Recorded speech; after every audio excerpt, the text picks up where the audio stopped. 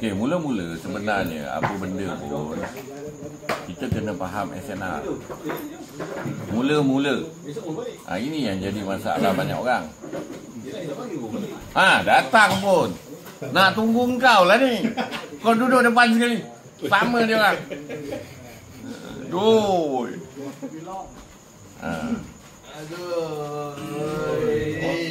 Dia otak kita tak lambat cikgu. Alamak.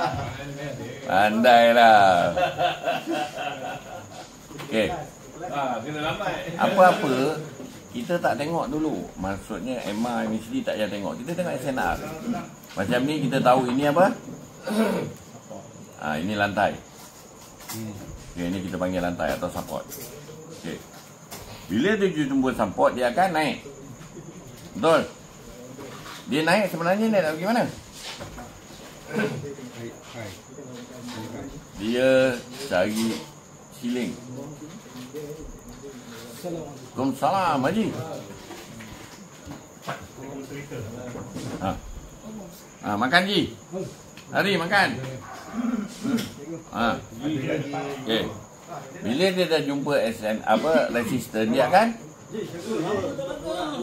Ya kan? Bila dah jumpa resistor, dia akan turun lah. Dah jumpa siling. Bila dia turun, sebenarnya dia nak pergi mana? Dia turun ni. Sebenarnya dia nak pergi sini. Support ni. Tetapi gagal.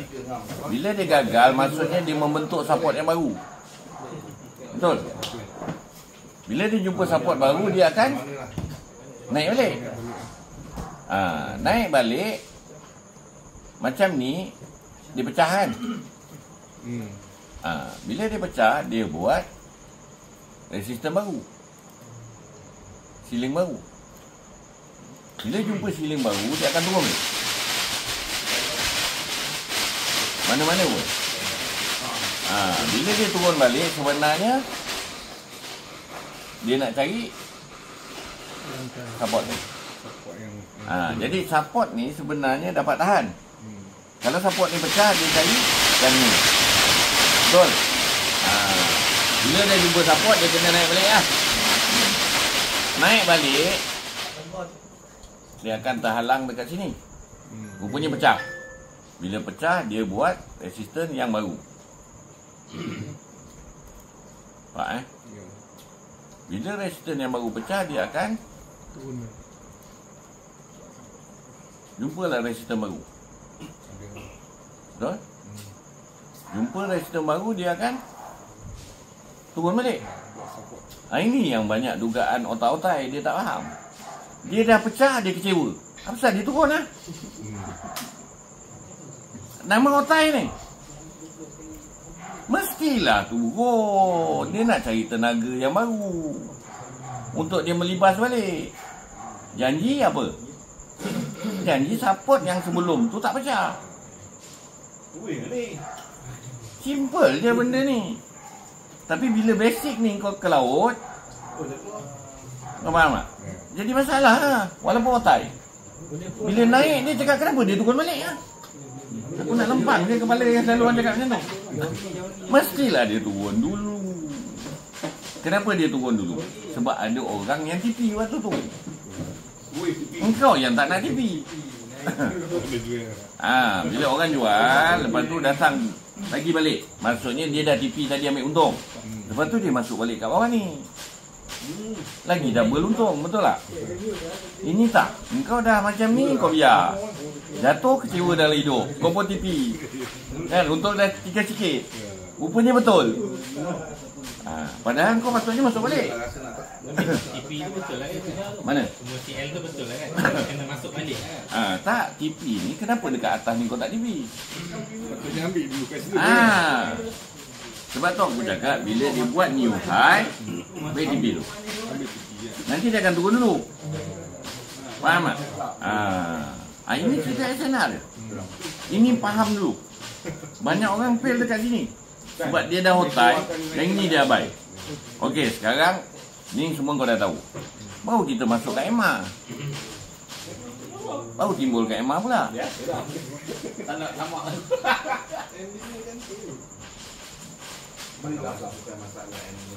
Okay, dia keluarkan MR pula.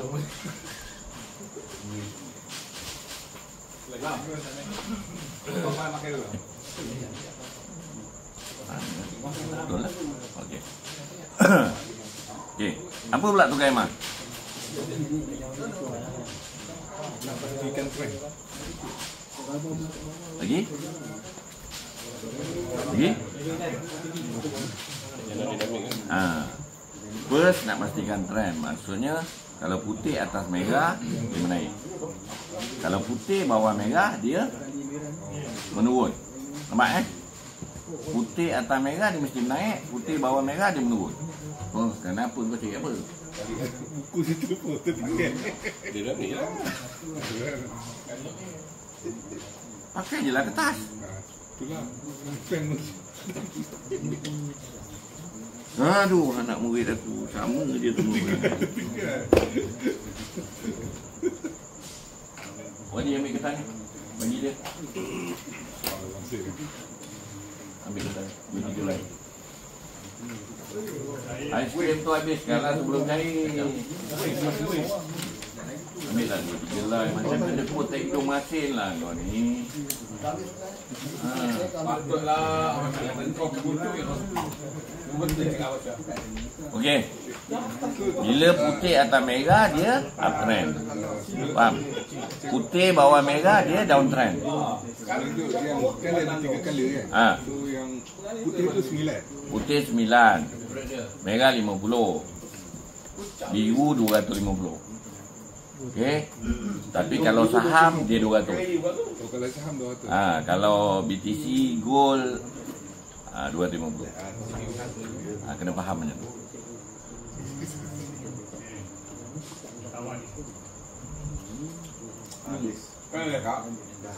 Even kalau SCPO pun kita pakai 250. Saham je 200. Saham dia 200. Sebab saham slow. Faham Dia tak bergerak.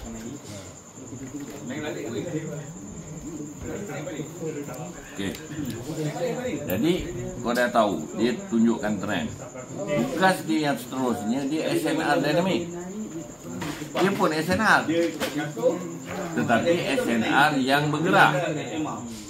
Problem banyak orang macam mana? Contoh. Bini jatuh. Betul? Kan? Kalau dia nak jatuh, SNR ni kena pecahkan. Kalau gagal maksudnya apa? Dia nak naik balik. Walaupun dia dah break out dengan tak kisah. Dia break 9. Okey. Ini berapa? 50. Siapa lagi besar? 50. Itu kena faham. Ini lagi besar dengan 50. Kena faham. Dia SNR yang dynamic. Sebab tu kalau orang ada post, tiba-tiba dekat sini dia goyang, mula mengarut aku cakap. Sebab dia SNR dynamic. Kenapa kau nak goyang? Orang yang perlu goyang kalau dia masuk kat sini. Si bodoh masuk kat atas tu. Sebab itu dipanggil FOMO. Kan? Dia macam tak boleh tunggu kat bawah pula. tak sabar.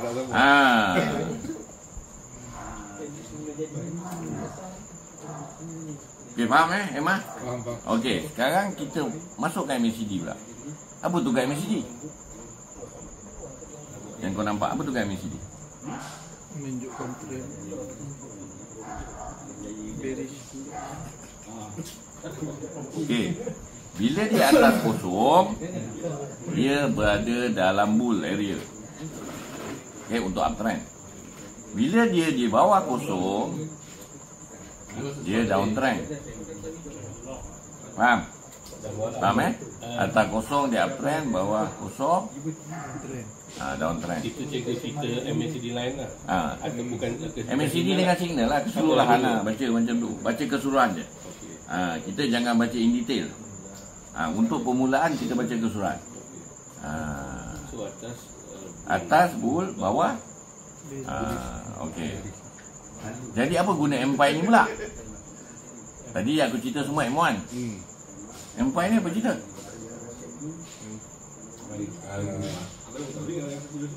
M5 ni yang kita panggil menteri besar. M1 tu ketua kampung. Maksudnya apa benda kecoh di M1 tetap akan ikut M5. Balik. Faham? Tetapi nak tepat EPTP kat LOS dekat M1. Sebab M5 ni ini yang tempat trend. Sebab tu asas rempit kena faham betul-betul. Asas rempit, okey, untuk kita long, macam mana nak main? Asas rempit.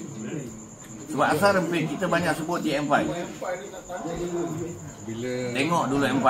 bila semua candle tu masih lagi berada di atas MA9 Okay. Merah ni apa? MA berapa? 50. Merah ni MA9. 9. Di M5. 50 di M1. Sebab tu aku sama warna. Sebenarnya dia sama, tapi dia 9 di M5, dia 50 di M1.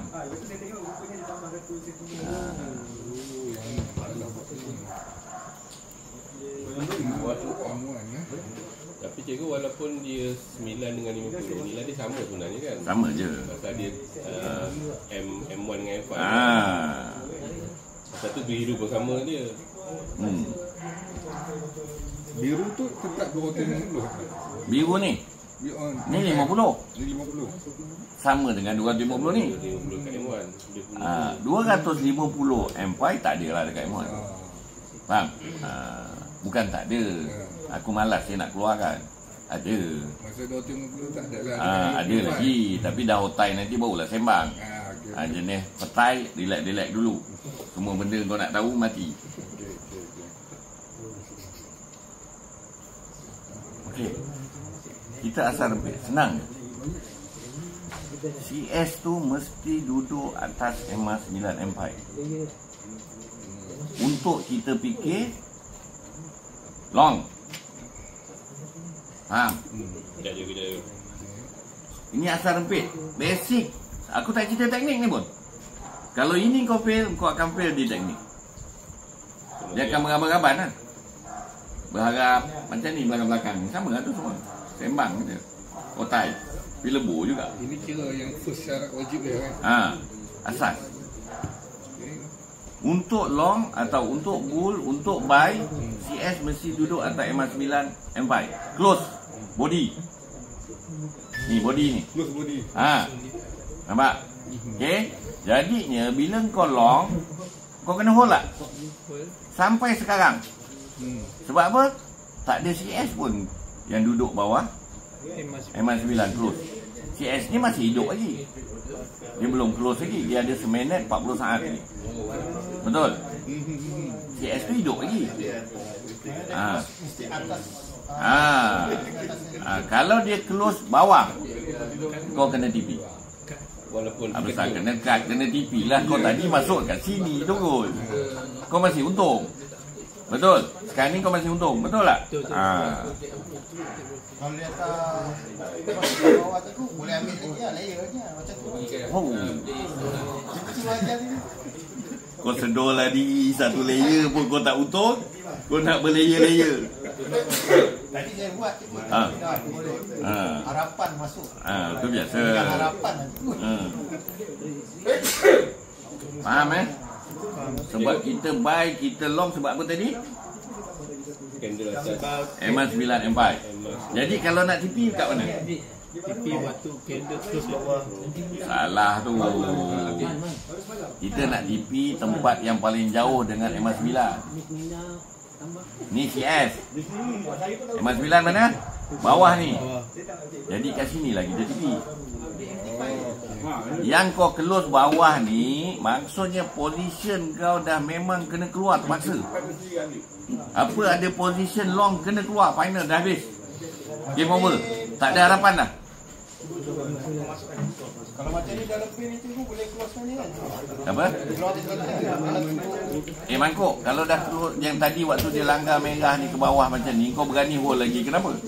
Dia kena Patutnya dah all out. Bukan, kau tengah untung. Kau tengah untung. Maksudnya kena all out. Maksud daripada dia akan jadi rugi. maksudnya walaupun satu candle jatuh je terus. Baik keluar dulu. Sebab kau dah silap apa? Patutnya waktu tinggi melangit tu aku tipi. Sebab dah jauh dengan Emas 9 ni. Dia tergantung. Kadang-kadang CS ni tergantung. Lepas tu dia turun, betul kita nak harap dia nak naik. Itu pasal harap kau sebut tu yang fail tu. Tadi macam tu patutnya macam contoh yang itu, candle yang nombor 3 tu patutnya dah kena ambil lah. Mana dia dah tinggi tu kan. Ni mana ni Kan ni? yang bawah lagi. Kalau katakan kita daripada bawah tu yang tinggal yang candle ni. ketiga tu dah kena take profit lah. Kalau kau tipi, okey. Kau boleh masuk balik tak? Boleh, tapi kena tunggu. Kau boleh masuk balik kat sini tak? Boleh. Kan aku cakap nak entry di mana? Paling dekat dengan Emas 9 M5. Entry terbaik paling dekat Emas 9 M5. Memanglah macam ni turun terus lah Wan tu bungkus. Alah, hai tak faham. Mana dekat M1 dia M1 50 lah kan cikgu. Oh ni dah tak masuk. Tak masuk juga tadi Tan. Yang kat atas langit tu. Bawah ni. bersorang yang masuk tu. Siapa?